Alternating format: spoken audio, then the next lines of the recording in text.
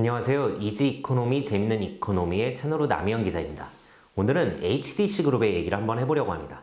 정몽규 HDC 그룹 회장이 아시아나항공을 인수를 포기하면서 쌓아놓게 된 현금을 바로 어디에다 쓰게 될까요? 정 회장이 아시아나항공을 인수하려고 했던 것은 정 회장의 사업 다각화 의지를 보여주는 대표적인 단면이었습니다. 앞으로 정 회장이 보여주게 될 행보도 이런 의지를 실현하기 위한 움직임일 가능성이 커 보입니다. 아시아나항공 인수 포기 이후의 행보는 과연 어떻게 될까요? HDC 현대산업개발의 현금 고간이 빠르게 늘어나고 있습니다. HDC 현대산업개발이 2020년 말 별도 기준으로 보유하고 있는 현금 및 현금성 자산, 단기금융상품, 단기투자증권, 매출채권 및 기타 유동채권을 모두 합하면 4조 2,980억 원입니다. 2019년 말보다 1조 5,764억 원 증가했습니다.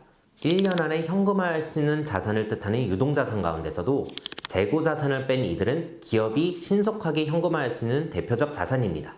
HDC 산업개발이 보유한 신속하게 현금화할 수 있는 자산의 규모가 급격하게 늘어나게 된 배경에는 바로 아시아나항공 인수 포기라는 이유가 있습니다.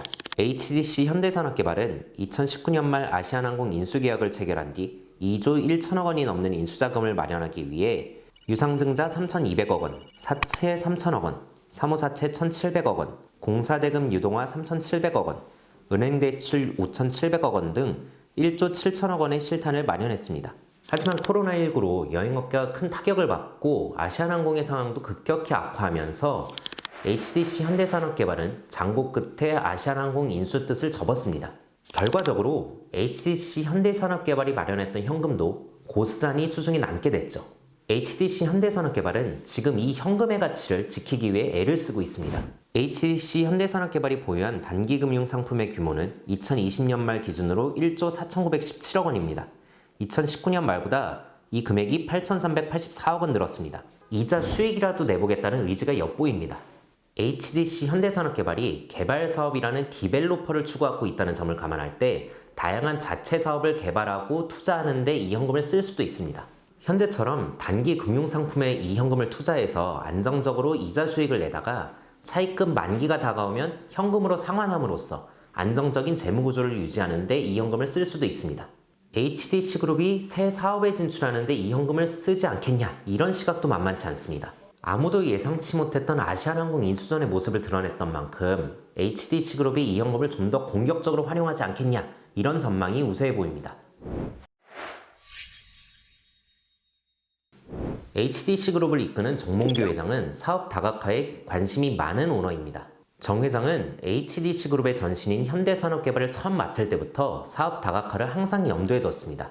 그룹의 주축인 HDC 현대산업개발이 하는 건설업의 특성 때문입니다. 그는 여러 인터뷰에서 건설일이야 경기가 좋으면 재밌고 경기가 나빠지면 힘들고 그렇다. 건설업을 본업으로 하더라도 다른 비중을 더 키워 리스크를 해지해야 한다, 이렇게 말했습니다. 그룹 전체의 포트폴리오를 구성할 때 경기에 민감한 건설업의 비중을 높게 가져가는 것이 바람직하지 않다, 이런 뜻입니다.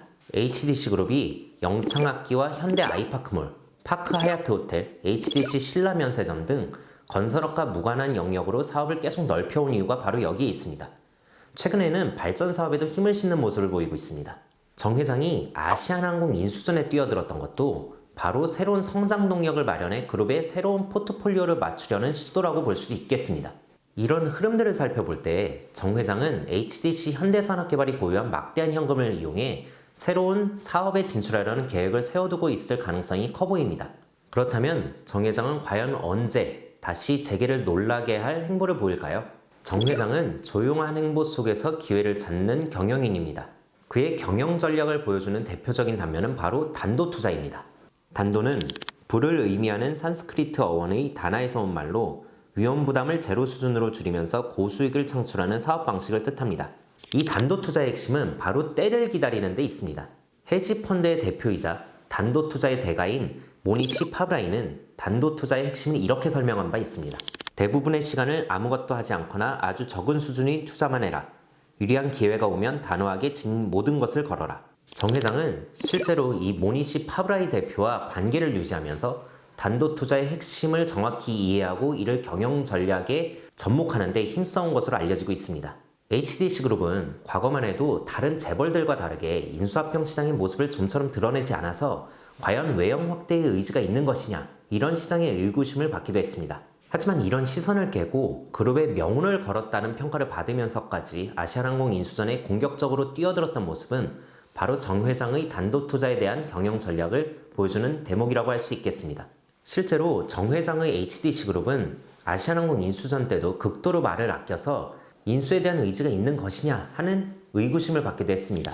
하지만 정 회장은 HDC 현대산업개발이 아시아나항공 인수 우선협상 대상자에 선정되자마자 긴급 기자회견을 자처해서 열고 HDC 그룹의 변화를 자신하는 모습을 언론 앞에 당당하게 보이기도 했습니다. 이런 면들을 종합해보면 정 회장이 앞으로 기회만 된다면 다시 공격적인 투자에 뛰어들 가능성이 높아 보입니다. HDC 현대산업개발 올해 신년사의 키워드는 바로 비도진세였습니다. 이는 도약할 준비를 하고 세상으로 힘차게 나아가자는 뜻입니다. 정몽규 회장은 현대차에서 사회생활을 시작해서 현대차 대표이사 부회장까지 올랐던 인물입니다. 현대그룹 창업주인 정주영 명예회장이 자신의 아들인 정몽규 회장에게 이 회사를 물려주기 위해서 정몽규 회장이 자리에서 물러나면서 눈물을 흘렸다는 일화는 굉장히 유명한 얘기입니다. 정몽규 회장은 자신의 아버지인 정세영 명예회장과 함께 현대산업개발을 물려받아 1999년 현대그룹에서 완전 독립하게 됩니다. 정 회장은 한 인터뷰에서 이를 회고하면서 다행히 젊은 나이에 인생을 이모작한 셈이라고 말한 적이 있습니다. 그러면서 그는 지금부터는 3모작, 4모작을 준비해 봐야죠라고 했습니다. 정몽규 회장은 자동차에서만 사회생활을 10년 넘게 했습니다. HDC 그룹을 따져보면 현대산업개발을 맡아 20년 동안 건설업을 했습니다. 정 회장은 HDC 그룹을 통해서 금융과 면세점 사업에도 진출한 적이 있습니다. 하지만 그룹의 주된 성장 동력을 만들었다, 이렇게 평가하기에는 2% 부족한 것도 사실입니다. HDC 그룹의 재계 순위가 30위권에 머물고 있다는 점이 이를 방증하는 예입니다.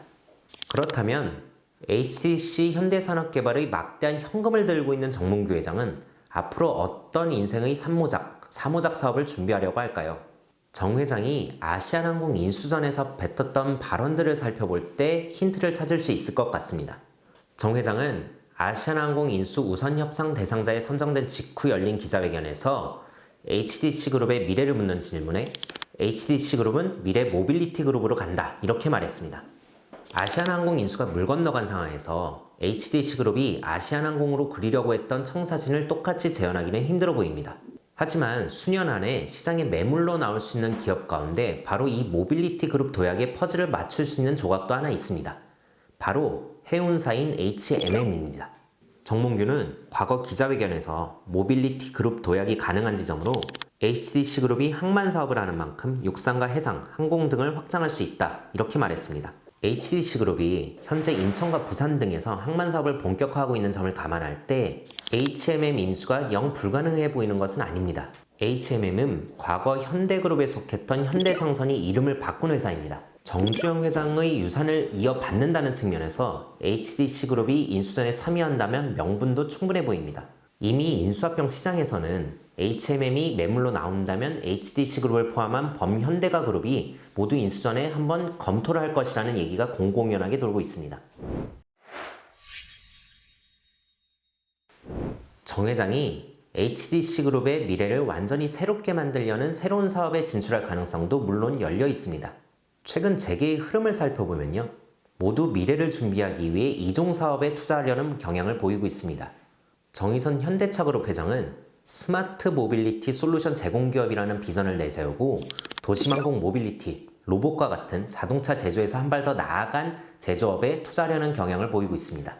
SK그룹도 통신과 정유, 반도체 같은 전통적 사업 분야에서 벗어나 최근에는 바이오 분야에서 성과를 내고 있고, 최근에는 친환경이라는 비전을 내걸으면서 ESG 경영에도 방점을 찍고 있습니다. 성장성이 옅어진 기존의 사업만으로는 분명한 한계가 있다고 보고 이 한계를 넘어서려는 모습을 보이고 있는 것입니다. 정몽규 회장도 이런 흐름에 동참하는 결정을 내릴 수 있습니다. HDC 그룹은 그동안 새로운 사업에 진출할 때 비교적 안정적으로 진출하는 모습을 보였습니다. 대표적인 예가 바로 면세점 사업 진출입니다. HDC 그룹은 현대 아이파크몰을 통해 면세점 사업에 진출하면서 호텔 신라와 손잡았습니다. 기존 면세점 사업자인 호텔신라가 가지고 있는 노하우를 적극적으로 활용하기 위함이었죠.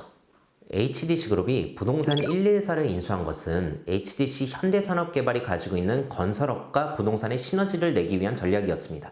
이런 어떤 안정적인 흐름과 달리 정몽규 회장이 앞으로 완전히 새로운 결을 찾아내려는 시도를 보인다면 HDC 그룹으로서는 또 다른 전환점을 맞게 될 가능성이 커 보입니다. 오늘 HDC 그룹의 얘기는 어떠셨나요? 아시아나항공 인수전 이후 좀처럼 모습을 보이지 않고 있는데 정몽규 회장이 앞으로 어떤 방식으로 재기를 또 한번 놀라게 할지 주목해보는 것도 좋을 일일 것 같습니다. 오늘 얘기는 여기까지입니다. 다음에 더욱 유익한 내용으로 찾아오겠습니다.